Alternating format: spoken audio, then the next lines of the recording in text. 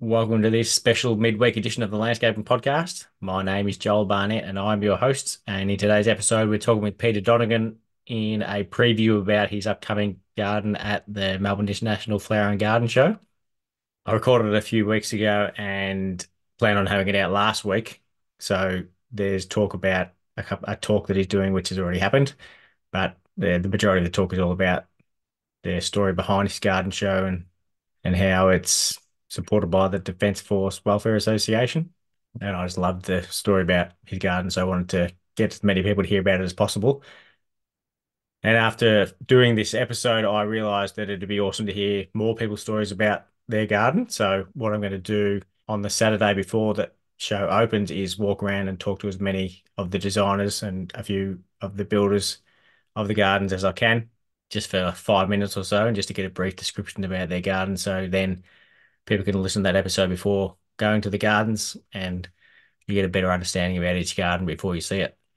So I just think that adds a lot of value to the actual garden. So hopefully you enjoy the chat with Peter Donegan, and then coming out on Monday, the normal episode will be the previews of the upcoming gardens.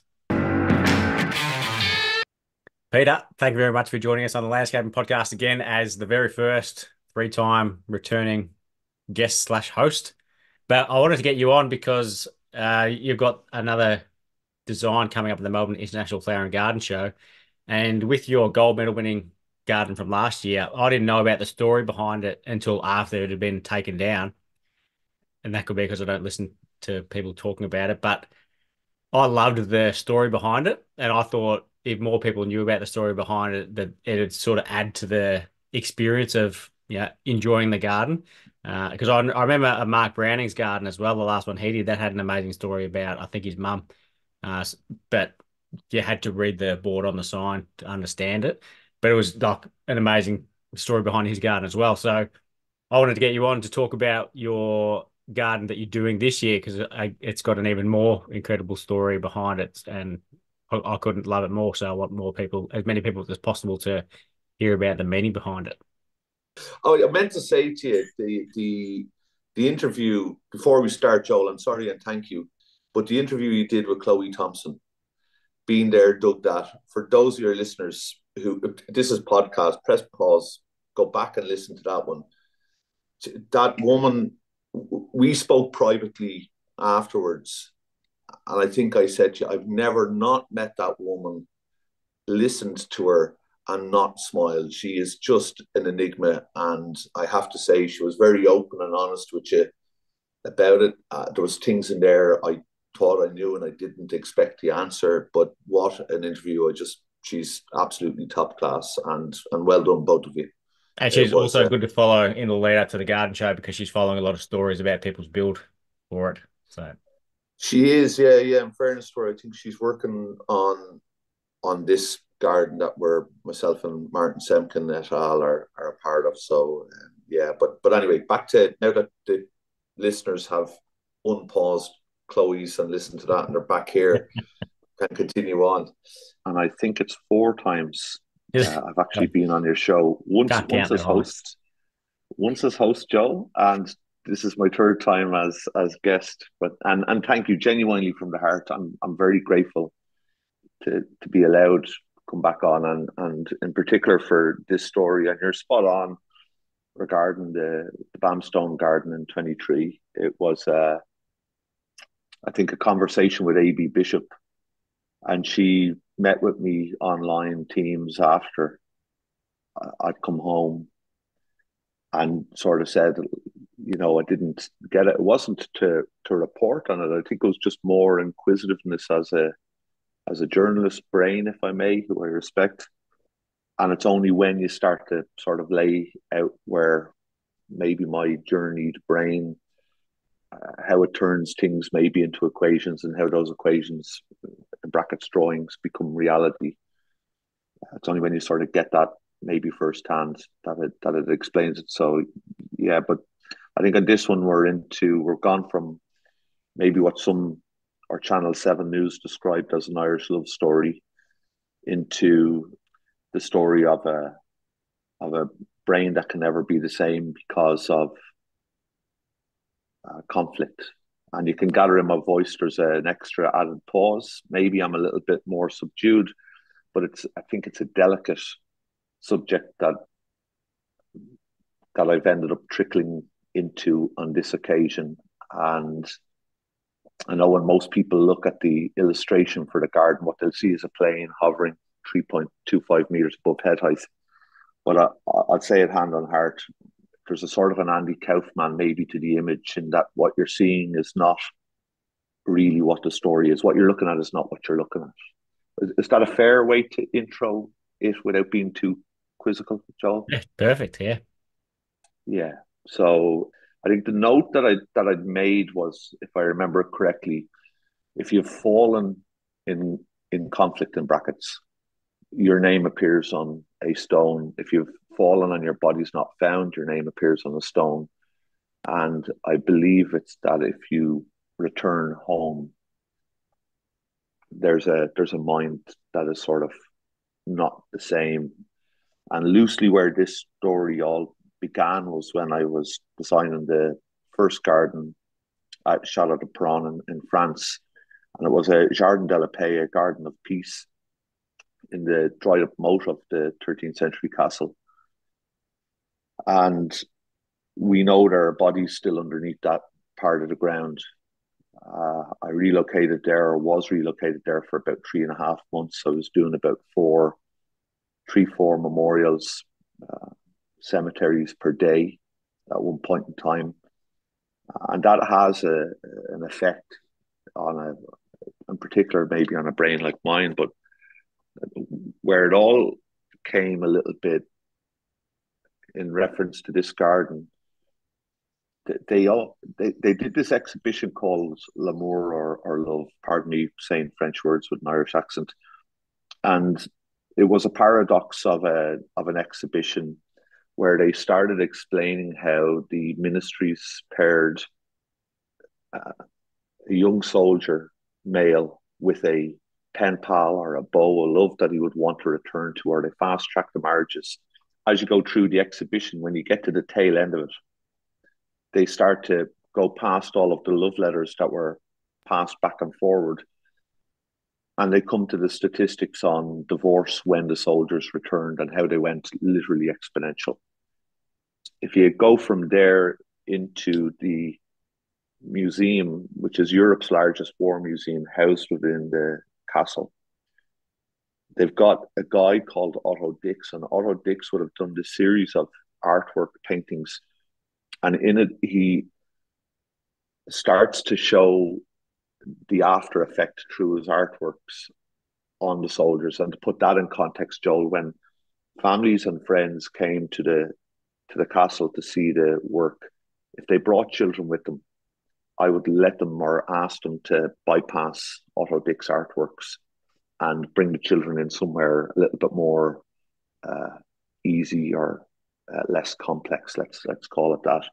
Not for the faint-hearted. And in one of them, they depict a soldier who's returned as a mutated head, and two children sitting on his knee looking at him.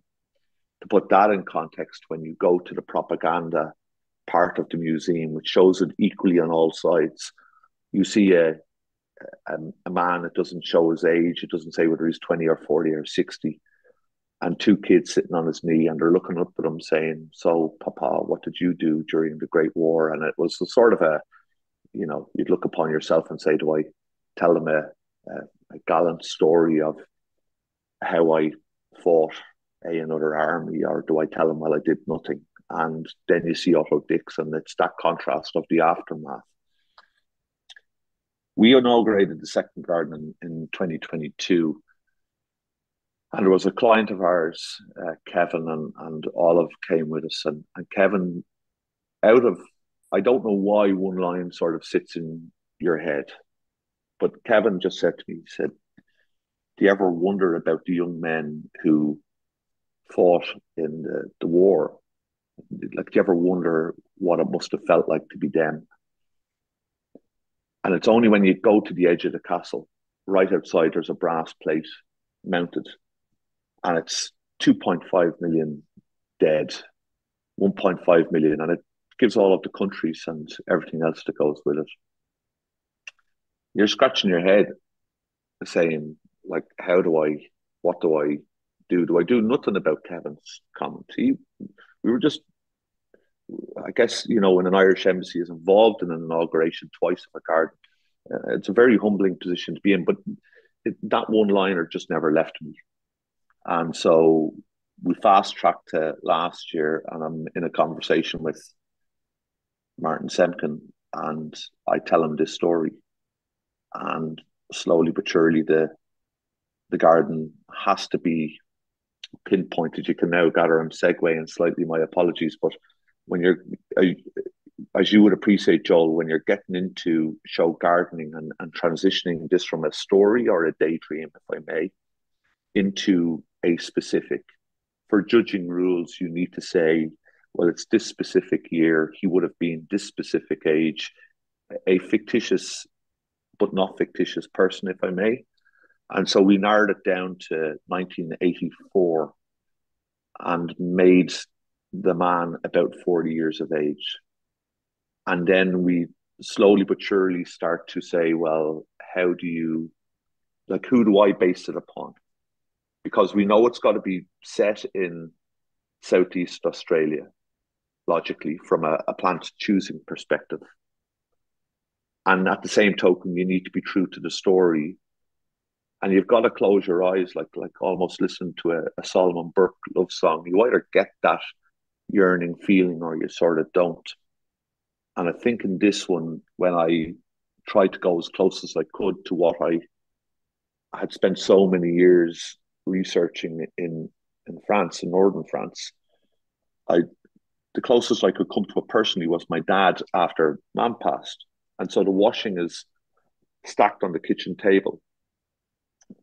He's got respect, and he's everything that's chivalrous and wonderful about a man with pride. But at the same token, the grass should have been cut 3 weeks ago, and the plant should have been cut back 2 seasons ago, and the cup is slightly cracked with a slight stain in the crack, but at the same token, it holds a liquid, so it serves its function. What's the problem? And you start to realize there's a pinpoint of a moment in time, hence the name of the garden, where if you took this young man or man up and he walked out of the garden for just a moment, then we freeze frame it just there and say, well, this is what you're seeing. And when we get into that, and when I start to say things to Martin, and when I spoke to the castle staff about this, one of the things that came up a lot was projects, or invariably it's a vintage car, or in this case a plane, where I must get around to that, but it never happens because the mind is just a slight bit stalled in its trajectory, or in moving forward or moving on. And I think, to be fair to Dad, probably a little bit of a lost soul post mom, and I think that's understandable. But I think in speaking to veterans, the many of them who came to the castle for the 100-year centenary anniversary of the First World War celebrations, they would speak of themselves and they would speak of their own parents. And so the stories are a join up between, I guess, myself and Marty and the wonderful, absolutely wonderful Semken family. And then you put it out to you or a family members of Martin's, and people start to go, yeah, but it would have been a little bit that. And so you refine it and refine it and refine it until we get to, I guess, what we have now, which is, on behalf of the Defence Force Welfare Association, they're an independent voice, but their job is to look after veterans who are serving and past, and sort of advocate to try and make things, shall I call it loosely, a bit better or brighter for them. Yeah, that was the thing I loved the most when I first heard about it, was you were talking about how like you said before, when people pass away at the war, there's a headstone for them. whether they're found or not. But if they come back, that's when, yeah, like it's just insane to think of what people would go through in a war or serving their country in the armed forces, and then to just switch that off when they come back. So the fact that your garden has kind of got um, that meaning behind it as well, I just love that that's getting uh, what's the word? Getting mentioned so that people are talking about it and thinking about it as well. I love the fact that the Defence Force Welfare Association is part of it as well. Look, I think it gives. Again, I'll say it, Joe. Look, I don't do. I'm not a politician. I and you don't get to say don't press the button or don't go to war.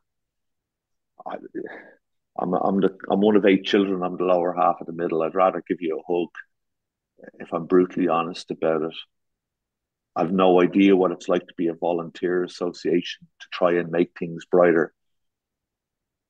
But it's only when you start to read the stats and the numbers and you realize there's a colossus of, and I am far from the person who gets to lecture anybody on how to do things better or in a better way, or far from that. I'm not one of them.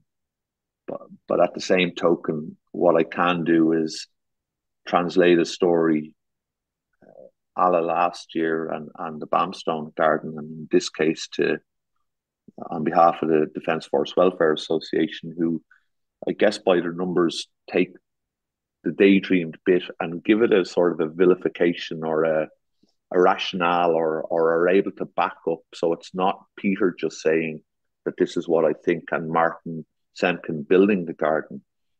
That's far from it. I think they've sort of come in very much side by side on it. But I do like the idea of placing a beautiful garden in front of somebody and then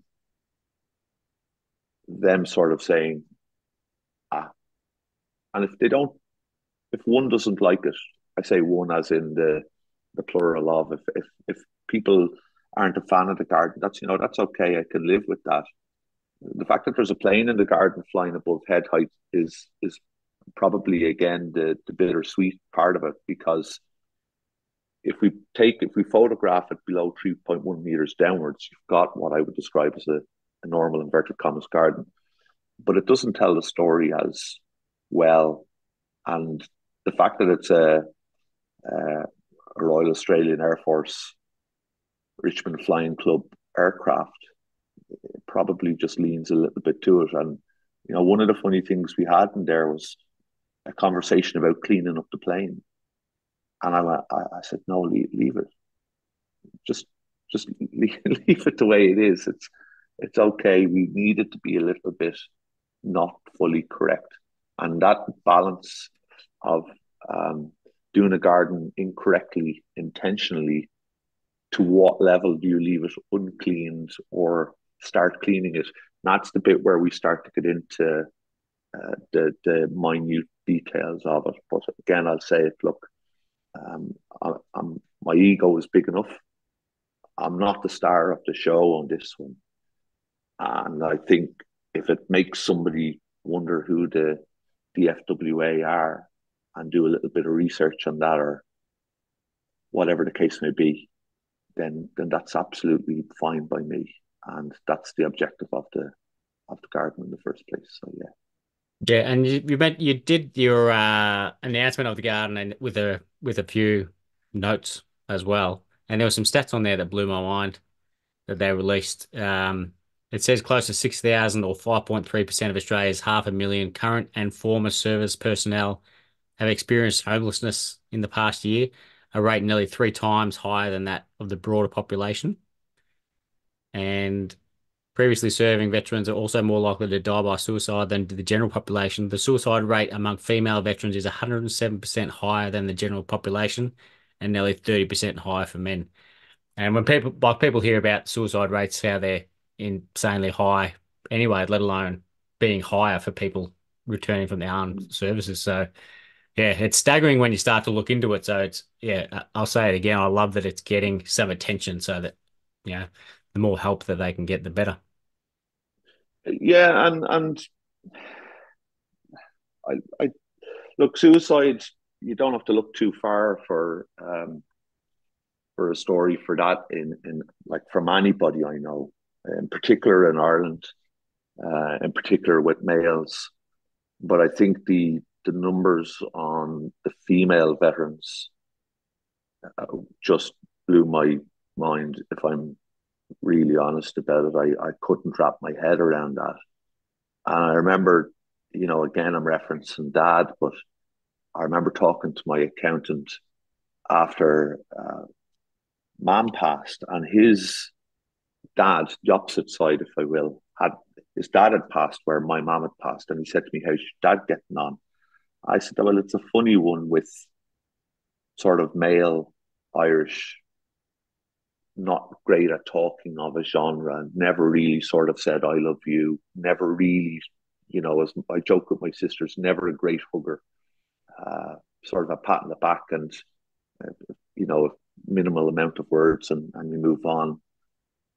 And I said, "How's your mom doing?" And he said, "It's like a competition." He said, "Mary up the road finds out that Bridie dropped in, and so she bakes a cake the next day, and sure, she's never been on her own since dad passed. She's probably a better social life after, and she's been brought down the pub, and then the other lady or group of ladies finds out that that's the case, and they're bringing her out the next day." In that context, as he rightly said, fellas or blokes, to put an Aussie spin on it, tend to say in Ireland anyway, "I must call around to see how Joel or Peter is." It doesn't necessarily mean you are going to. And in that context, without the numbers, that was my sort of take on it.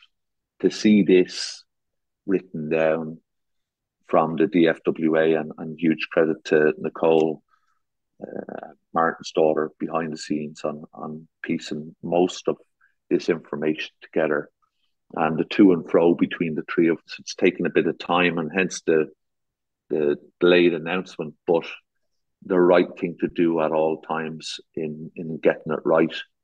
Um, but I don't have any positive to say when you read those numbers, bar I think you scratch your head sometimes and say, this, I don't mean this in a joking sense, but like, why wouldn't I just do a normal garden as a garden designer and make some money, or earn a living, instead of trying to make myself go broke? Or as I said to Martin Semkin and Michael from Warner's Nurseries, I'm going to have to remortgage my house again for this garden. And he joked and he went, "Again, how many times is it now?" And Martin said, "Well, it's my 30th time." And Michael said, "Well, it's our 20th." And there's no sense nor logic to this, but sometimes it's just the right thing to do, Joel. And I'll sleep better knowing that, if, as I always say, if this is the last garden, is it the one that you want to be remembered by, for all of the right reasons or for all of the wrong reasons? And I think for all of the right reasons. Uh, my accountant would disagree a billion times over, but it's certainly the right thing No one listens to accountants anyway. to do. Well, yeah, well, that's very true. I can't disagree with that one. But yeah, something I love about like the opportunity for you to do a garden like that. I like that you've got that opportunity, because I've said it a few times. I love, it's particularly in the boutique garden, because that's where people seem to take more risks with the gardens that they design. Like Alistair Kirkpatrick had done a few that certainly aren't to win jobs, but it's to it, like you said, it's the right thing to do. Like it's passing on a great message. So yeah, I love that people actually have the balls to do that, and you will design a garden at the garden show, not to win work from, but just to to do something special. So I love that you get the opportunity to do that and that you've done it as well. I think the fact that it's allowed to go ahead, I'm apologies to your listeners. There's a couple of pauses here, and it's for all of the right reasons that I hope we'll explain in the next while. But you really have to give credit, and I've bigged them up before, but I sort of mean it. If IMG, who organised Melbourne International Flower and Garden Show, if they had said Donegan aircraft 3 point something meters above head height, no, then this garden isn't. It doesn't have that bittersweet about it. It doesn't have the walk the corner, see the airplane, and like in my head, this is how it works. You walk around the corner, right opposite the water feature is where the garden is to be positioned. You see a plane, and the natural reaction is, "Oh my God, it's a whatever," in a not so high pitched voice. My apologies. And then you read the story, and that's the bittersweetness of it. In the same way, last year we would have had people walk onto the garden, beaming smiles, and then find the story and walk off with tears in their eyes. It's not often that happens in garden design, if I'm brutally honest. But to be allowed to retell the story on behalf of veterans, serving members or otherwise, internationally, globally, whoever you are, irrespective of what nationality, is a sort of a humbling privilege. But you can't do it unless all of the parties turn around and go group hug, team handshake, whatever you want to call it. It's good for the show. I think it's good for who ultimately myself and Semken side by side, I should add, and I'm very proud of that we're able to, I guess, speak through horticulture or garden design and landscaping in their case on behalf of the Defence Force Welfare Association. It really is, like, in case you haven't gathered from my accent, I'm not Australian. I think that's fair to say, but I'm I'm I'm I've never not been welcomed with open arms. And at the same token, to be able to do something like this, a story that was born maybe in 2018, we're now 6 years later, and it still hasn't left my head. But again, I'll say it's the right thing to do. And so you go to Bamstone, and you go to Biogrow, and you go to Established Trees, and you go to Lilydale and Warner's and Yards Landscaping, and the whole lot, and nobody says no. First question they all ask is, "What's the story?" We tell them the story. They all fall in love. And Matt, an established tree transplanter, says, "You're in the wrong field. Let me bring you up here." That's the one you want. And I'm saying in my head, "What?" Like, high pitched voice again. I can have that. I'm like a kid in the sweet shop. I'm like a kid in the sweet shop in that place. And if you don't get excited, giddy about trees that are that size, where the pot comes up to just under your chin height, in my head, there's something wrong with you, because I'm 2 steps away from land of the giants or land of the little people, and you're back into the stories that I would have been read as a kid. But ultimately, you've got all of these little bits that you're seeing. I'll give you a funny one. Like, we were up with Lilydale Lawns when I was back with the Australian Institute of Horticulture, and I did the lecture series. We wouldn't have, pardon my language, sorry, we would have met up around that time for a couple of drinks. Lilydale started growing the weeds into the lawn for the grass roof in October, November. And that's the level of detail that we have on this one. It is just ridiculous, to say the least. And then speaking with Martin Semken and Nicole a couple of days ago, and you realize 1984, like, we've left it so that as you look at the illustration of the garden, or your listeners do, we have a window on the side so you can see into the building.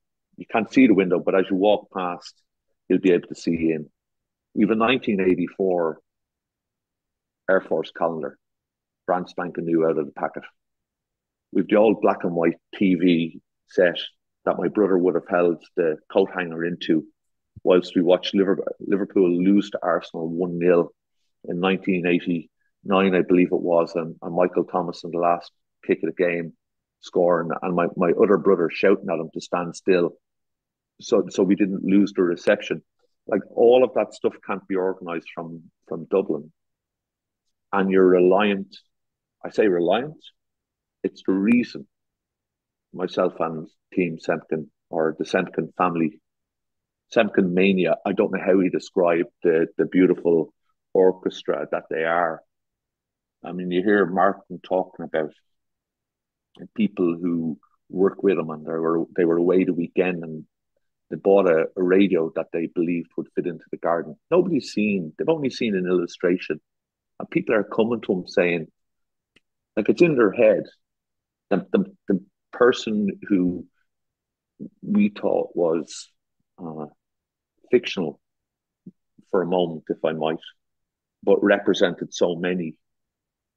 It's like as if, again, everybody seems to have identified with him, in this case, through somewhere in their family, and ended up with coming to Martin and saying, I got this for you. How that happens is it's not every garden, and I think that's the bit where I turn around and take a stand back and go, right, we've not even built it, and it's touched people's hearts, or it's being spoken about on a sort of a wider level. And a delayed announcement, yes, but I'm glad, and I think I was always glad because I knew what was coming. I'm glad that we have it right on behalf of who it's for. Are you more nervous this year compared to last year? Because I've spoken to you a few times about this garden, and my answer would be 1,000% yes. Like, you've certainly been a lot more cautious to make sure you're dotting all the I's and crossing the T's. Um, that's a that's a tricky question to answer, Joel. I'll give you this in two parts. There's a video for those who haven't seen it.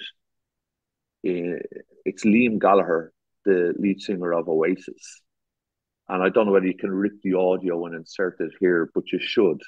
Oh, I've And never it's done one Liam, before, so we'll see how we go.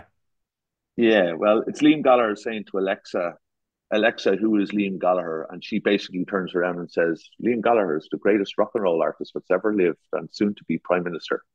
Right. And he goes, you're spot on, Alexa. Buff. And he does what a good front man should do. Alexa, who is this Liam Gallagher? A godlike genius, a national treasure, the true king of the North and a future prime minister. You got it. And I'm not comparing myself to Liam Gallagher, but the job of a good garden designer, in my opinion, or in my logic and experience, it switches from designing and drawing the garden into equations, which I was humbled to do alongside Ailif, to the point at which the contractor takes over if you're able to separate roles, to the building of where the garden's being built. As Martin would say, part of his job is to keep me out of the garden, but my job then becomes to speak to the media, where your opening line or paragraph should be to big up the contractor and who's by your side. I'll say it again, you're just a good front man. In the last one, I don't think anybody could sort of argue with a fictitious Irish man who fell in love with a woman who he hoped would arrive, but he couldn't say, I love you. And because he could never say the magic words, she was never going to turn up. And so he sat waiting, like slightly moronically, but caught in this sort of hamster wheel of a story that was never ending. And nobody could argue with that, and everybody could identify with it. In this case, I think maybe because you're into a delicate area of where you're sort of saying, I'm not a politician. I don't or can't advocate that you don't believe X or do believe Y, or don't have such a style of thinking for or against.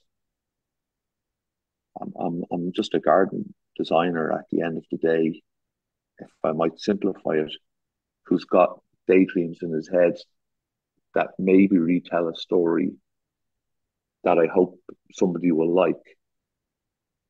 In this case, on behalf of the DFWA, and I think you ultimately want to get it right for them and do them justice. And I know I'm holding hands with Martin and Nicole and an entire dean, an entire family of a small country that is Semken land. I understand that and I get it, and I'm humble and privileged, and it won't go wrong in the construction. But the joke last year with Martin was, if it goes right, and he goes, we take all the glory. And this is the joke, the in joke between us. I said, what if it goes wrong? And he goes, completely your fault. And I started laughing. He went deadpan on me. And then I got slightly sort of concerned for just a second until I realized he was smiling again. So, but logically, I think you just want to get it right for a group who need maybe an honourable, genteel spotlight put on them. And I think maybe that's, if there is a nervousness in me, maybe that's it. Yeah. And you can't, again, I'll say it, Joel, it's a funny one, isn't it? There's a lot of us involved in an industry where you kind of call it sell. I don't think that's the right word, but you have an idea in your head that's never existed. Somebody pays you money for it, not always, but sometimes in my case, rarely, but sometimes anyway. But they pay you for something that's never existed before. You've not even drawn it. And that's what you have here. And then it becomes real. But that's the beauty of the game. And I guess over time, people start to say, well, it's Peter, he's done it here, and here. It'll be constructed by Semken, which is here, and here. He's got all the experience Semkens do, Donegan does, but it's never existed before, and it's not on a supermarket shelf. And that kiddie, that thing where I used to grow plants under my bed when I was a kid, and wake up in the middle of the night to get out of the bed with my torch to go underneath, to take it out of the pot to see if the roots had developed, which in hindsight is horticultural stupidity, but that's what happens when you're 6 years of age. That giddiness, excitement, I think has never left me. And I think it probably maybe gives that little bit of, I'm always on edge until it's done and then you can rest. Does that make sense to you? Do you identify Yeah, with that? absolutely. Yeah. Yeah. I felt exactly the same last year, but like this, like you say, like you know what you've done the design and you've got Semken building it, so you've got complete confidence. So it's not like if it was your first time you'd done a garden show or something like this, and then you might be nervous. But like I had no nerves or worries at all last year because I'd put that much time into it that I knew everything was going to be under control until like the last hour, and that was the first time I started to worry. But until then, you'd put it up so much, you'd done the design, you put so much planning into it, and had so many people helping. So if you're like, there's excitement, but yeah, but I wasn't nervous, and I imagine you'd be the same. Like you're excited to see it and see the result, but certainly not nervous. I'll read.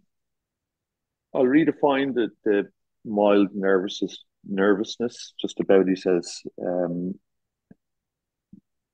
if the name over the garden was Peter and Joel's garden or the landscape and podcast garden, this would be a stroll. We wouldn't even be having this conversation. It's only when you're representing the DFWA that you start to maybe hope that you get it right.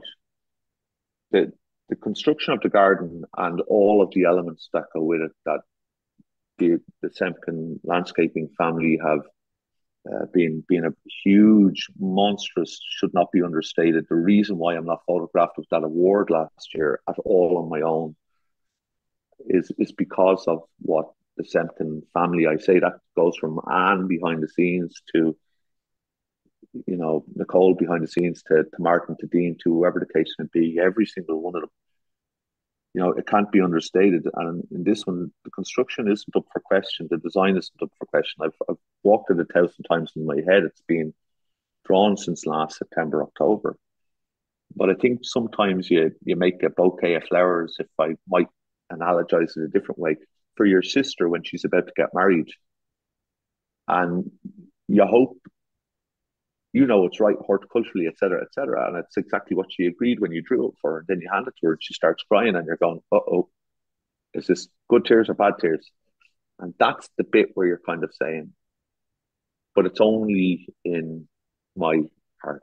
I look to Martin and Martin sort of gives me the, no, we're all good. And I know it's all good, but there's a reaction on people's faces that you'll still see. And that's what I will always go to.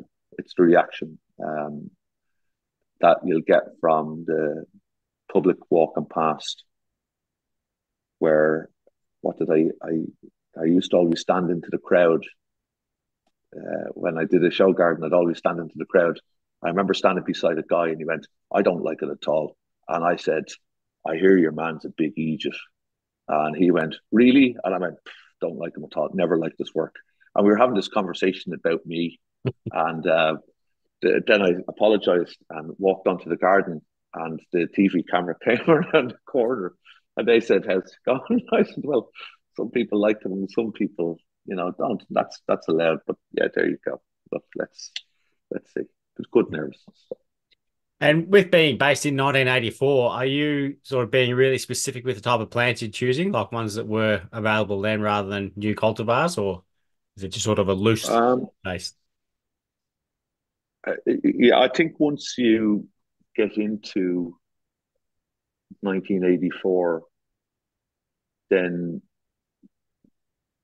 if that goes on the brief, as you well know, then you better not have something from 2050 or a Space Odyssey, if I might. It doesn't work that way. And for those of your listeners who are not aware, if we write on the brief that twofold, I'll give you two parts to it, Joel, for your listeners. If we write down that and this is why last year was a dangerous game to play. So we write, well, we designed this garden because he wanted to show that he loved her. The judges can write, well, we don't believe that you showed that you loved her enough. Fine. If, on the other hand, I designed a garden based on a patch of grass outside a coffee shop in Melbourne, the judges can turn around and go, well, it looks like it smells like it, must be it, gold medal. The public walk by, that's assuming the garden's accepted, but the public will walk by and say, well, that's shocking, it's terrible, it's boring, it shouldn't be allowed here, but still got gold. So that's one part of it.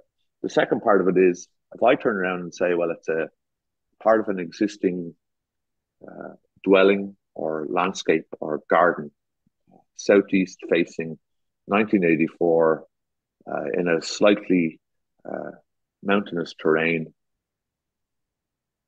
the planting better fit and the landscape better look like it, or the best garden, or the garden that Joe Public thinks is the best, sometimes doesn't get medal at all. And it's funny the way the judging rules go, and Andrew Laidlaw, is who's designed a fair few things at the Royal Botanic Gardens in Victoria. Also involved in designing gardens that are of memory to previous wars and conflicts.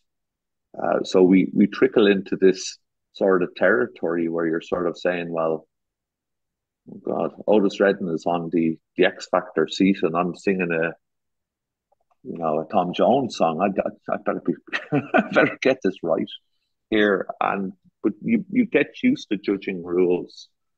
I remember we did one a while ago, myself and a good friend of mine, Ed Burnham, and we wrote down on the brief that it was an entertaining space.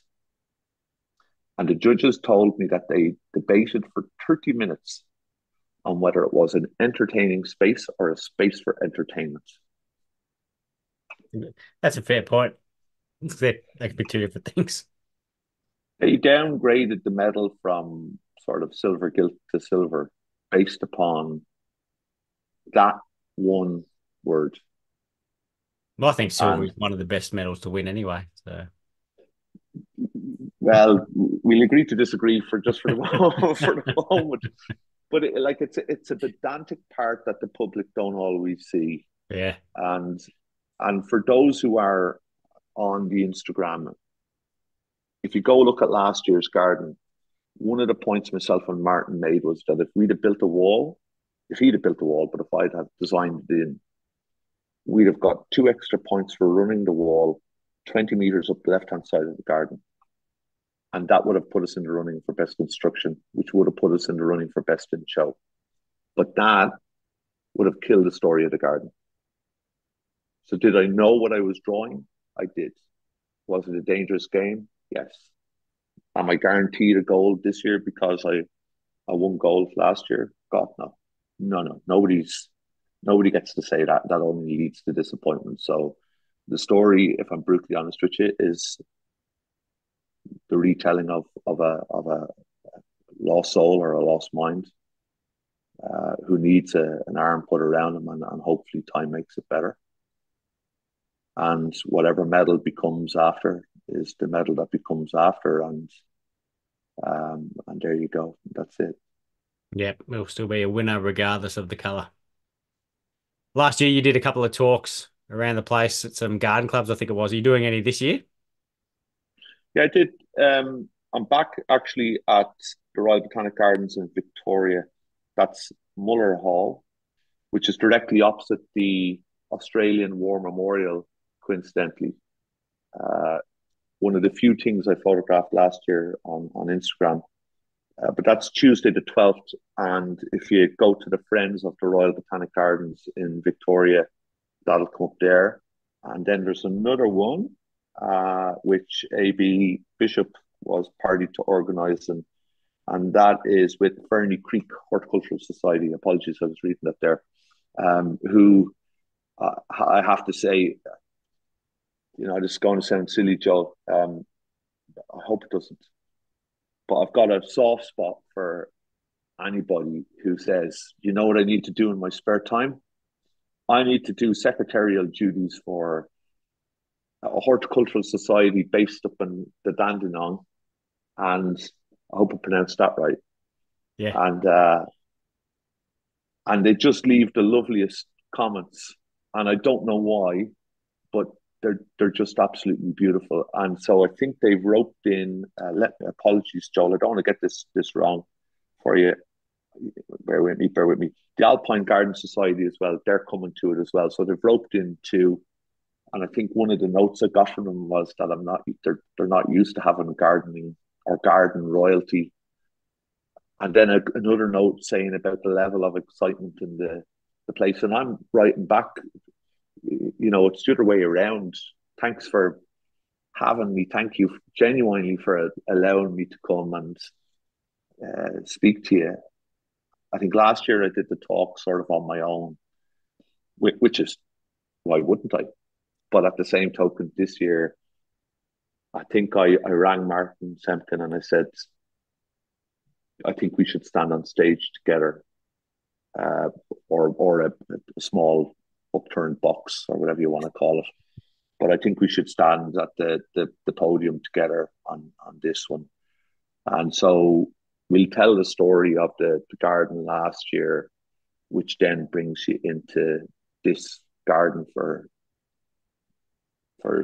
what is it, the 20th to the 24th of March. Yeah, kicking off. And yeah. And I'm judging this year as well. Hopefully you're not judging the same competition you're in, because that seems to be biased. No, I wouldn't give the Irish guys any medals at all if I was in charge. What are you judging?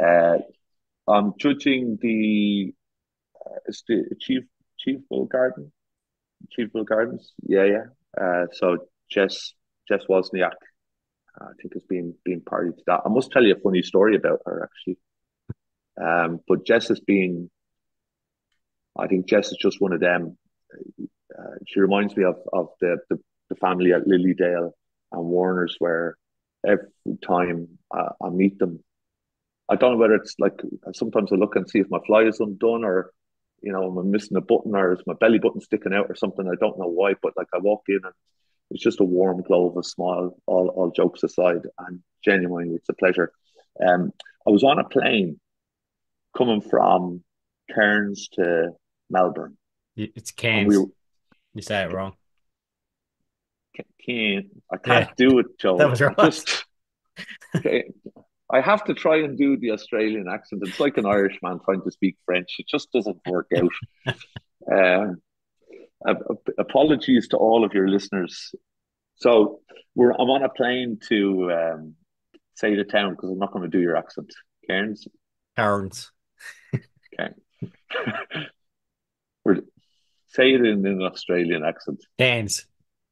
Cairns. Thank you very much. Okay. So I was on a plane from that place to Melbourne. Said that one okay. And uh, we got stuck on the tarmac for about 4 or 5 hours. And I'm with Alan Burnell, who's the president of the Australian Institute of Horticulture. He's in the seat in front of me. And to my left, there's a lady who's a little bit elder, more so than I politely say. And so I don't know what happened. It appeared she got a bit agitated, if I might say it that way. And I said to her, are you okay? She said, oh, I'm trying to phone home, but my phone's going a bit low. And I said, I have a booster pack here. What type of phone have you? She said, iPhone. I said, okay, go jack it in and charge your phone away. No problem. So she says, what are you doing here? And I said, oh, I'm a garden designer in Ireland. I'm here to do some talking. And she said, very good. She said, you probably don't know, uh, my daughter is involved in the horticulture industry. And I said, oh, what's her name? And she said, Jess. And I said, Jess Wozniak. And she went, oh my God, you do know her. So she phones from the plane because her husband's outside. And she phones her husband and she said, is Jess there? At this stage of the game, the couple behind her had now got involved in the conversation. The couple in front had now got involved in the conversation. The couple behind me and the couple in front again and again and again. And everybody was sort of honed in on her saying, is Jess there? And they went, yeah. And she said, ask her, does she know an Irish garden designer? And she goes, is your name Peter? And I went, yeah. And she goes, all you hear is, oh my God, and a sort of and everybody went, oh my God, he knows him. And they all sort of, yeah, it was like, are they going to wheel out a speedboat? I didn't know what, a teddy bear, a cuddly toy, a sun holiday. I didn't know what she was going to win for, like the answer being correct and phoning a friend. And that was it. And I just went, geez, what a small, tiny world it is. And what a lovely family. I mean, I said it to one of my mates, and he goes, "Can you imagine if Jess didn't like you?" And the answer was, "Who that?" Insert beep sort of things, sound effects here, and I kind of went, "Yeah, it's like you do genuinely realize it's such like even internationally, Joel, it's such a tiny, tiny industry." And you can't really travel too far. And I remember saying to you before, with who I know in London and with who Semken would know in London, we'd ended up paired with each other anyway. And the guy I said that to was a guy called Mark Gregory. Mark Gregory, I was speaking to last week at the Society of Garden Designers Awards in the Landmark Hotel in London. And Mark's son has done work experience with Martin. And then you take Melbourne London College of Garden Design, which is Brent. And Brent used to work for Martin and Andrew Fisher Tomlin. And Dan Bowyer, his business partner, represented Wales when I represented Ireland, doing the Jardin de la Paix, the series of peace gardens in 2018. Like the world is just so tiny, it's unreal. And I've had the Ash plane Walker and Sorry, Joe. The plane you're putting in your garden that's from Geelong as well. I got to drive past it regularly. Uh, Yeah, yeah, it's just tiny. It's just people are genuinely kind and good, and what a happy, privileged conversation to be having. Where the last time I met you, we were breaking our backsides laughing because the size of your mixer on the back of your ute, and you said, I think it was, at least you can pronounce ute correctly. it was. I was And impressed this then too. But there's not too many ways you could say it. well, I know what a ute is, and I know what an esky is, and I've forgotten the name for the thing you put around your cold bottle of beer. Stubby holder. That's the one. I said that when I got back, and they said to me, "That just sounds like you're trying to insult somebody."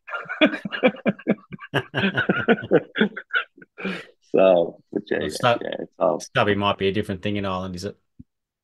no, no, no. I've no idea what it means. You might as well be calling them a one-legged ostrich. You know,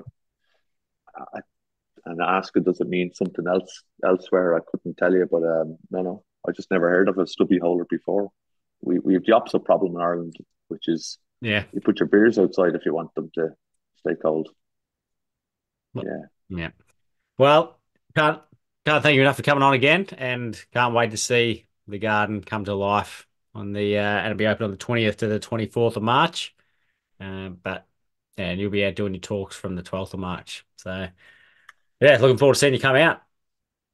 It'd be a pleasure, Joel. I'll be in on I think it's the ninth or so that I arrive back over. So this will be, I think, Sixth. close to, I've spent about 10 weeks in Australia within a 12-month period. And I've never not smiled being there. And genuine thanks for having me on. And thanks to your listeners for listening this long. And hopefully some of you come and say hello. And I hope you like the garden and what myself and Semkin family have managed to piece together.